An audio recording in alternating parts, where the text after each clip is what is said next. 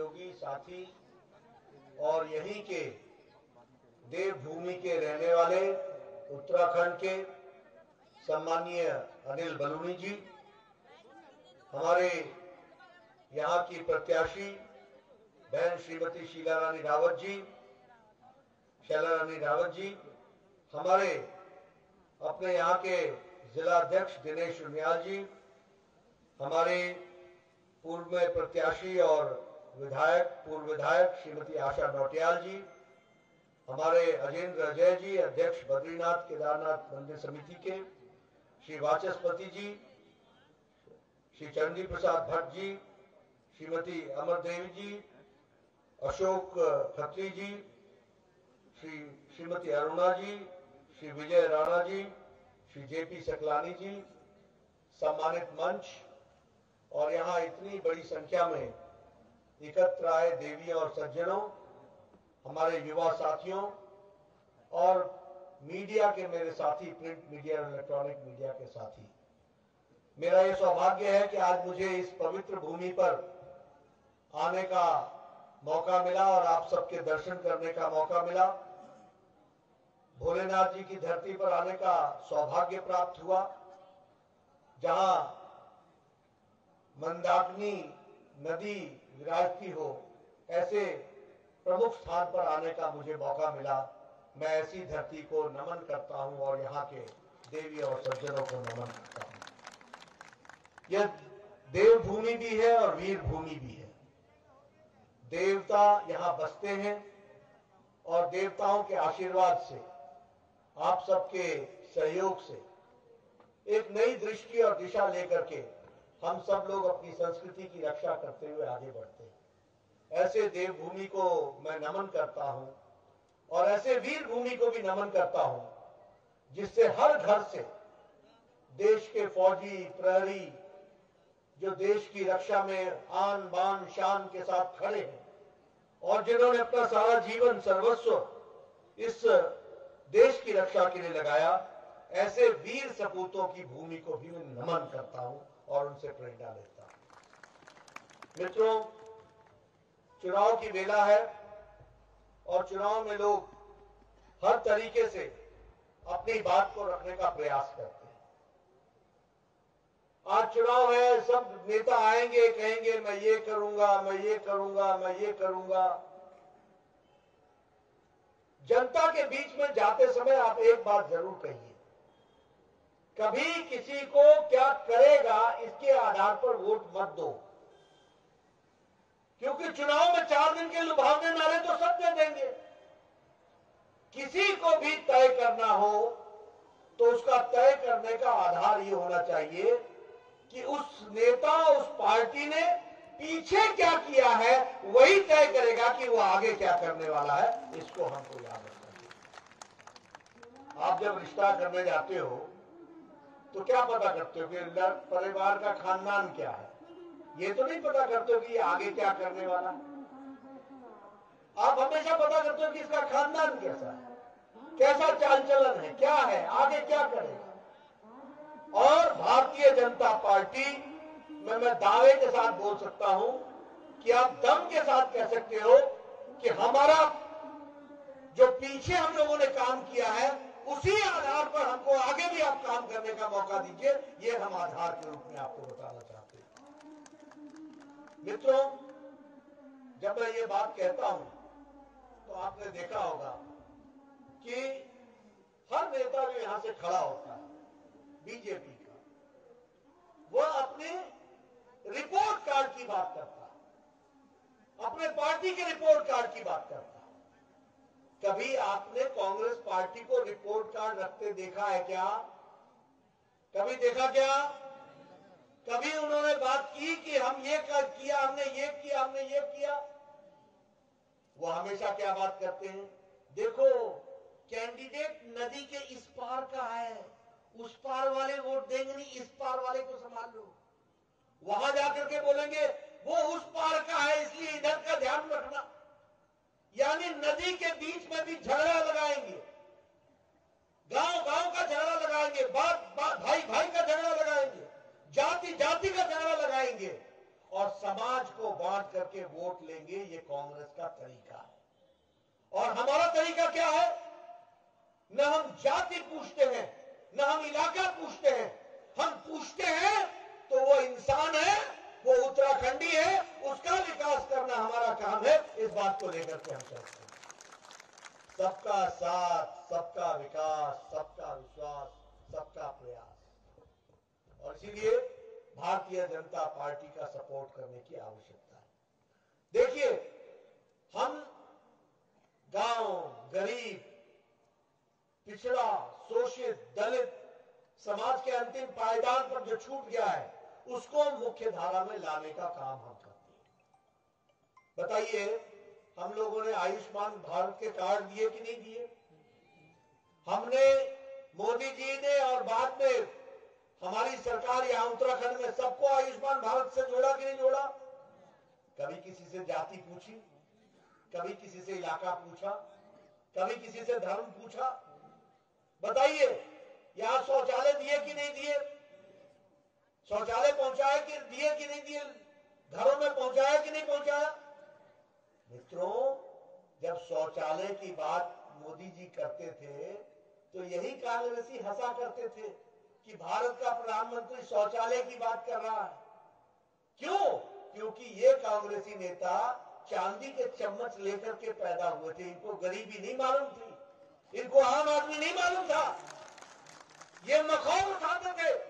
और आज 11 करोड़ शौचालय बनाए हैं और 11 करोड़ शौचालय देकर के महिलाओं की इज्जत, घर देकर के महिलाओं की इज्जत की रक्षा की है, तो मोदी जी ने की है। ये भी हमको याद रखना चाहिए। और आपके यहां भी ये संख्या कम नहीं है, 20 लाख से ज्यादा है। 20 लाख इज्जत घर बने। अब कोई गांव नहीं रह गया जहां महिलाएं बाहर जाती हो। कोई गांव ऐसा नहीं रह गया जहां बच्चे बाहर जाते हो। हर को घर में इज्जत घर है, शौचालय है, इज्जत के साथ रहने का मौका दिया तो मोदी जी ने दिया है। ये हमको ध्यान में रखना है। मित्रों, अगर मैं आपसे बात करूं सामाजिक दृष्टि से इस विकास के लिए, अब आप लोग सब लोग जिसको बोलते हैं कि गांव से आते हैं, हमारे यहां गांव में क्या होता था? पहले बहनें सुबह उठ करके लकड़ी काटने जाती थी कि नहीं जाती थी? सुबह सुबह उठ करके फिर लकड़ी ला करके चूल्हा जला करके फिर पतिदेव को चाय देती थी और भोजन तैयार करती थी। आजकल क्या है, उज्ज्वला के कारण गैस का कनेक्शन, हाथ में लाइटर, तक से दबाया, चूल्हा जलाया, 5 मिनट में पतिदेव को चाय पिलाया, तैयार किया, उसको भेजा ताकि वो जाके कमा के लाए। यह आज परिवर्तन आया है। इसकी संख्या कितनी है? 10 करोड़। और आपके यहां भी 36 लाख के आसपास लोग हैं जिनको गैस का कनेक्शन दिया गया, उनको गैस पहुंचाई गई। तो एक तरीके से एक नए विकास की कहानी लिखी गई। सौभाग्य योजना, घर घर बिजली, गांव में बिजली है कि नहीं? पहुंची है कि नहीं पहुंची है? गांव गांव बिजली पहुंची कि नहीं पहुंची? मेरे जमाने में जब मैं एमएलए होता, तो मैं पहाड़ से ही आता हूं। मेरे जमाने में जब एमएलए होता था तो गांव में जूनियर इंजीनियर जो होता है ना, यहां शायद असिस्टेंट इंजीनियर बोलते हैं, जेई बोलते, यहां भी जेई बोलते, तो हमारे यहां भी वही जेई होता था। तो जेई को जब बोलता था गांव वाला कि बिजली लगा दो, तो बोलता था हट, बिजली लेने आ गए, तार है तेरे पास? जैसे तार व्यक्ति को देनी है, गांव की बात सुना रहा हूं। फिर बोलता था अच्छा बोल कितने तार लगेगी? बोले 200 मीटर लगेगी। ऐसा कर, 100 मीटर का तू इंतजाम कर, 100 मीटर मैं दूंगा। जैसे 100 मीटर का एहसान मारता था। और फिर क्या कहता था, गांव वालों को बोल देना 3 खंबे लगेंगे, खंबा उठा करके ले जाए स्टोर से। यानी सारा गांव आए, खंबा उठाए, खंबा उठा करके ले जाए, तब जाके किसी गरीब के यहां बिजली पहुंचती थी। आज क्या है? मोदी जी के द्वारा सौभाग्य योजना। आज फॉर्म भरो, 10 दिन के अंदर बिजली खंबा सब समेत मीटर के साथ आपकी बिजली लगेगी। यह परिवर्तन आया। बोलो मैं गांव की बात सही बोल रहा हूं कि नहीं बोल रहा हूं? बोलो मैंने ठीक बोल रहा हूं कि नहीं बोल रहा हूं? सच बोल रहा हूं कि नहीं बोल रहा हूं? यह है गांव की बदलती तस्वीर, जिसको हमको ध्यान में रखना चाहिए। आयुष्मान भारत का कार्ड बन गया। अब जहां जाओ जाके अपना इलाज करा लो। 5 लाख रुपए हर साल। इस साल का 5 लाख छोड़ के फिर अगले साल नया 5 लाख रुपए। 2021-22 में अलग, 2022-23 में अलग 5 लाख आपको किसके लिए? गंभीर बीमारी के लिए। पहले अगर गांव में किसी को कैंसर हो जाए तो जमीन बिक जाती थी, गांव में घर बिक जाता था। ठीक बोलता हूं कि नहीं बोलता हूं? आज चाहे हार्ट का ऑपरेशन कराना हो, चाहे किडनी का ऑपरेशन कराना हो, चाहे कैंसर का इलाज कराना हो, 5 लाख रुपए सालाना हर परिवार के लिए। और यहां पर पुष्कर सिंह धामी ने हर व्यक्ति के लिए ये 5 लाख रुपए की व्यवस्था की है, परिवार के लिए व्यवस्था की है। ये आप समझिए। बोलो ये अंतर आया कि नहीं आया? आपके सामने भारतीय जनता पार्टी का राष्ट्रीय अध्यक्ष रिपोर्ट कार्ड रख रहा है कि नहीं रख रहा है? ये हमको समझना चाहिए। इसको हमको ध्यान में रख करके अपने विकास की कहानी को आगे बढ़ाना चाहिए और उसी चीज को समझ करके अपने आप को चलने की जरूरत है। ये मैं आपसे निवेदन कर रहा हूं। मित्रों, जहां तक इस क्षेत्र का सवाल है, ये तो मोदी जी का क्षेत्र है। ये तो प्रधानमंत्री जी जितना प्यार इस इलाके को करते हैं और जितना अपने आप को यहां से जोड़ के देखते हैं, उतना कोई पवित्र स्थान नहीं है जो वो स्थान को अपना मानते हैं। और इस स्थान के विकास के लिए, केदारनाथ के विकास के लिए पहले 260 करोड़ रुपए फर्स्ट फेज में, दूसरे फेज में 220 करोड़ रुपए, यानी विकास के लिए एक नया आयाम लिखा जा रहा है जिसको आगे बढ़ाने की कोशिश की जा रही है। उसी तरीके से हमारे यहाँ जो इंफ्रास्ट्रक्चर के प्रोजेक्ट्स हैं, लगभग 130 करोड़ के प्रोजेक्ट्स हैं जो बन रहे हैं, जिस पर काम चल रहा है। ये कांग्रेस को कभी समझ में नहीं आएगा। ये जो त्रासदी हुई थी, आप बताइए, उसमें भी लोगों ने, कांग्रेस के लोगों ने मलाई खाई थी कि नहीं खाई थी? और सब कुछ छोड़ दिया था, उजड़ गया था। इसको ठीक ढंग से फिर से स्थापित करने का काम मोदी जी ने किया कि नहीं किया? एक विकास की एक नई कहानी लिखी गई है। और इसलिए मैं आप लोगों से कहना चाहता हूं, अब ये 4 धाम का रोड बन करके तैयार हो रहा है। मित्रों, ये सड़क नहीं है, ये हाईवे नहीं है, ये विकास की गंगा है। ये विकास का प्रारूप है जिससे विकास आगे आने वाला है। इसको हमको याद रखना चाहिए। 900 किलोमीटर की सड़क, 12,000 करोड़ रुपए खर्च हो रहे, 4 धाम को जोड़ेगा, केदारनाथ जुड़ेगा, यमुनोत्री गंगोत्री जुड़ेगी, 12,000 करोड़ रुपए खर्च हो रहे। यह विकास की नई कहानी है जिसको हम आगे बढ़ा रहे हैं और उससे टूरिज्म भी बढ़ेगा, यहाँ की आर्थिक स्थिति भी बढ़ेगी, एम्प्लॉयमेंट भी बढ़ेगा। अभी ऋषिकेश कर्णप्रयाग रेलवे लाइन, इसका भी काम शुरू हो गया। अब ये आपको सीधे लाभ पहुंचाने वाला है कि नहीं है? आप बताइए, सीधे लाभ पहुंचाने वाला है कि नहीं है? एक दृष्टि से विकास की एक नई कहानी लिख रहा है। आज हॉस्पिटल की बात हो रही है। आप पहले दिल्ली जाते थे इलाज करने के लिए, आज ऋषिकेश में all India institute of medical sciences बनाया कि नहीं बनाया? उधम सिंह नगर में एक नया सैटेलाइट सेंटर बन रहा है कि नहीं बन रहा है? और सड़कों का जाल बिछ रहा है। विकास के लिए नई कहानी लिखी जा रही है। यहां भी आपके यहाँ हॉस्पिटल के निर्माण और बाकी सब चीजों पर खर्च हो रहा है। ये विकास की कहानी है और इस विकास की कहानी में आपको अपने आप को जोड़ना है और आपको जोड़ करके देखने की जरूरत है। ऐसा मैं आपसे निवेदन करने आया हूं। मित्रों, मुझे बताया गया प्रधानमंत्री किसान सम्मान निधि में यहाँ पर लगभग 1400 करोड़ रुपए खर्च हुए हैं और 9 लाख किसानों को यह प्रधानमंत्री किसान सम्मान निधि पहुंचाई गई है। उसी तरीके से सैन्य धाम, अब मैं सैन्य धाम की अगर मैं बात करूं तो कभी फौजियों के लिए सोचा था किसी ने? ये प्रधानमंत्री मोदी जी को और पुष्कर सिंह धामी जी को का इंतजार करना पड़ा कि सैन्य धाम बनेगा उत्तराखंड में, जहां से हर घर से एक न एक देश का प्रहरी खड़ा होता हो, वहां सैन्य धाम न हो। और आज सैन्य धाम बन करके तैयार हो रहा है। इसको भी हमको याद रखना चाहिए। यहाँ फौजी भाई होंगे, 1 रैंक 1 पेंशन, कब ये डिमांड उठी थी? ये डिमांड उठी थी जब आप लोगों में से बहुत से लोग फौज की नौकरी में गए भी नहीं होंगे। 1971 में ये डिमांड उठी थी और 1971 से लेकर 2014 तक किसी ने सुध नहीं ली। ये मोदी जी थे जिन्होंने वन रैंक वन पेंशन देकर के 48,000 करोड़ रुपए फौजियों के घर में पहुंचाया और उत्तराखंड में भी 1,16,000 फौजियों को ओआरओपी से वन रैंक वन पेंशन से जोड़ करके आगे देखा। इस बात को आपको याद रखना। मित्रों, अभी कांग्रेस के नेता राहुल गांधी कह रहे थे कि हेलीकॉप्टर खरीदने से, जहाज खरीदने से, टैंक खरीदने से, राइफल खरीदने से देश मजबूत नहीं होता। एक पूर्व रक्षा कांग्रेसी मंत्री ए.के. एंटनी कह रहे थे कि हम इसको कबूल करना होगा। उन्होंने पार्लियामेंट में कहा, मैं कबूल करता हूं कि हम ध्यान नहीं दे पाए।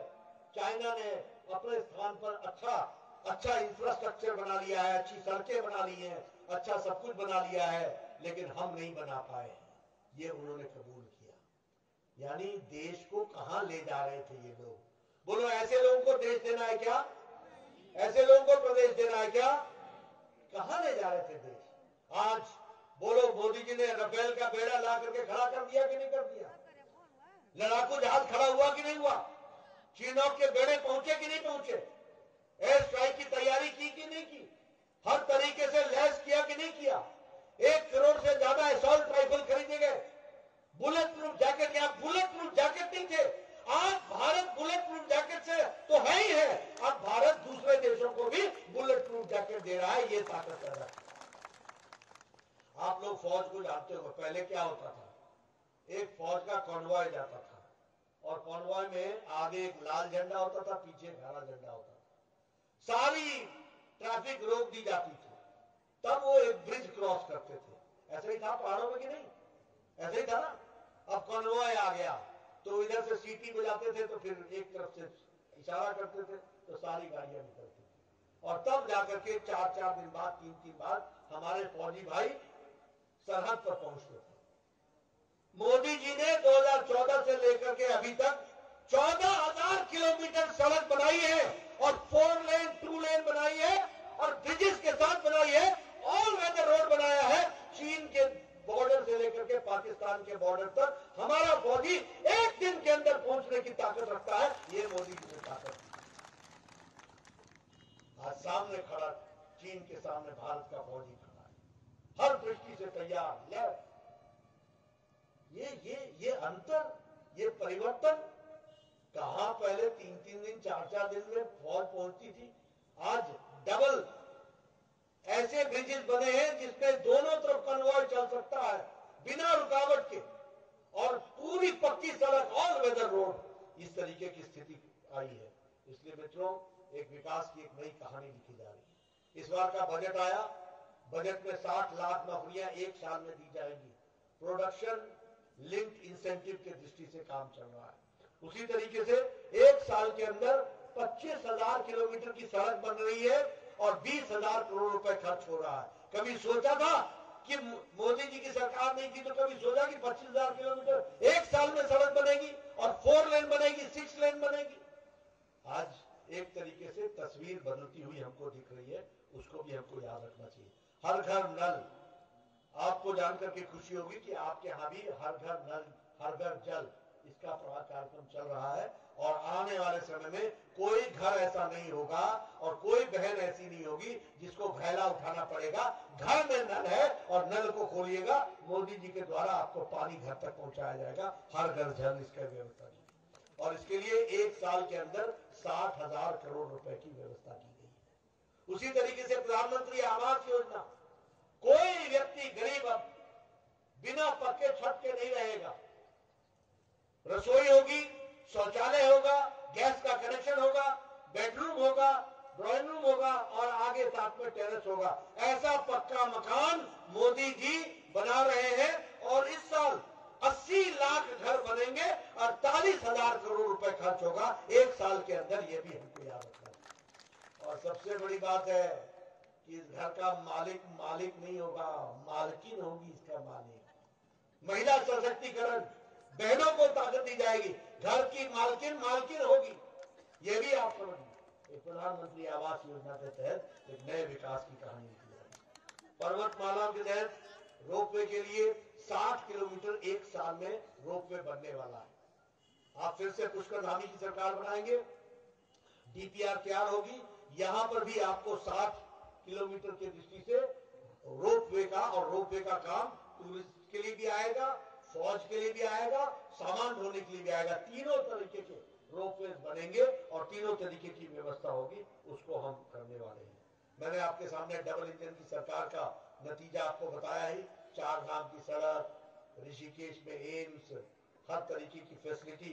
उसी तरीके से हमारे यहाँ पर 3 डॉपलर लगे हैं। हमारे अनिल बलूनी जी का विशेष योगदान है, जिन्होंने इसको काम किया, और आज हमारे बीच में नहीं रहे जनरल बिपिन सिंह रावत जी, उन्होंने फौज की तरफ से बड़ी मदद की। आज उत्तराखंड में 1 साल के अंदर 3 डॉपलर लग गए। डॉपलर का मतलब जो आपको 24 घंटे पहले बता देगा कि इस बादल फट सकता है और इसका नुकसान हो सकता है, इसकी व्यवस्था करने की व्यवस्था की जाएगी, ताकि हमारे लोग जान माल का खतरा न हो, इस बात को भी व्यवस्था की गई। उसी तरीके से हमारे यहाँ हल्द्वानी रिंग रोड और बाकी सारी डेवलपमेंट बताना चाहे तो मैं बहुत बता सकता हूँ। चाहे फिर वो यहाँ लॉ यूनिवर्सिटी बन रही है, फिर चाहे यहाँ पर रबर और प्लास्टिक इंजीनियरिंग का इंस्टीट्यूट आ रहा है, चाहे यहाँ पर अन्य दृष्टि से ऑल इंडिया इंस्टीट्यूट आ रहा है। एक विकास की एक नई कहानी लिखी जा रही है। और मित्रों, जहां से मोदी जी को इतना प्यार हो, और जब मोदी जी ने कहा कि अगला दशक उत्तराखंड का दशक है, तो याद रखना मोदी जी की कही हुई बात, उसकी गहराई होती है, उसमें एक दिशा होती है, उसमें एक दृष्टि होती है, और उन्होंने कहा है तो याद रखना अगला दशक उत्तराखंड को एक नई छलांग के साथ दिखेगा। ये भी मैं आपको विश्वास के साथ कहना चाहता हूं। इसलिए मित्रों, आप सबसे मेरा निवेदन है कि आप भारतीय जनता पार्टी के कार्यकर्ताओं को, हमारे अपने सभी लोगों को, भारतीय जनता पार्टी को स्थान स्थान पर चुनाव जिताए। हमारी प्रत्याशी शैला रानी जी हैं। आपको